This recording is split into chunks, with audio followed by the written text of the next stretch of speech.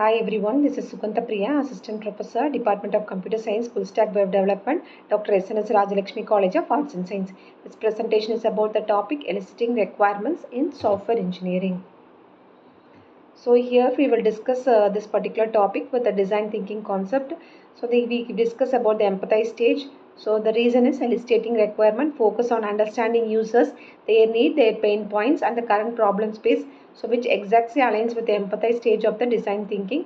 So empathize is equal to observe plus engage plus understanding the user needs deeply. So in the eliciting requirement, we collect, observe, interview and we analyze the user need. So next is what is requirement? The process of investigating and learning about a particular system requirement. So from the user, client and other stakeholder is known as requirement elicitations. Requirement elicitation is the most difficult, most error prone and most communication intensive software development process that is used in software engineering. So next we will discuss the importance of requirements elicitations. So first is compliance with the business objective. It ensures the system supports high business goals. Next is the user satisfaction. So the system matches exactly what the user expects. Next is time and money savings. So every early clarity and it avoids rework. Next is compliance and regulation requirements. It is going to meet the legal requirements of a particular system. So next is the traceability. In the traceability, so every requirement is tracked at all the stages.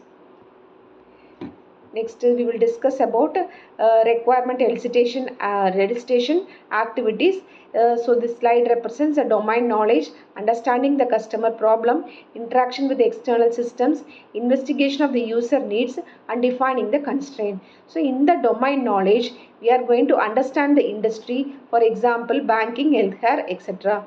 Next we have to understand the customer problem understanding. So we have to identify the real problem of the customer and not their assumptions. Next we have to find the external interaction, the system interaction with the APIs and the other external systems. Next we have to investigate the user needs. We have to do a deep analysis of the user expectation. Next we have to define the constraints. So while defining the constraint, we should represent the technical limits, budget and time. Say example, ATM system. So the constraint here it is limited transaction time and the external thing is bank database. So next is the requirement elicitation techniques. So we have different type of methods for requirements elicitation, that is interviews, brainstorming. So for fast facilitated application specification technique, so QFD, quality function deployment and use case approach. So in the interviews, so we have a direct discussion with the stakeholders. The method can be either structured or unstructured. Next in the brainstorming brainstorming session, we can go for group idea generation. It is going to encourage the creativity of the customer. So next is the fast. It is mainly used for joint sessions between the user and the developers. It is mainly used for structured workshops. Next is the QFD. It is going to convert the user need into technical requirement. Next is a use case approach. In the use case approach, we are going to use a scenario based requirement capture. So multiple methods are together used together for finding the accuracy of the requirement elicitation.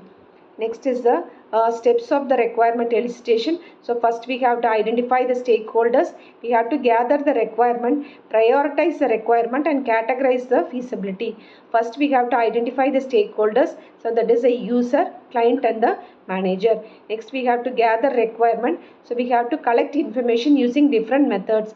Next is we have to prioritize the requirement based on the importance. So last is categorizing feasibility. You can go either for technical feasibility or economic feasibility. So not all requirements are equally important. So next is the features of the requirement. First we have the stakeholder engagement. In the stakeholder engagement, there should be a continuous involvement of the stakeholders. Next is gathering information. While gathering information, multiple techniques can be used. Next is the requirement prioritization. So important versus optional requirement. Next is the documentation.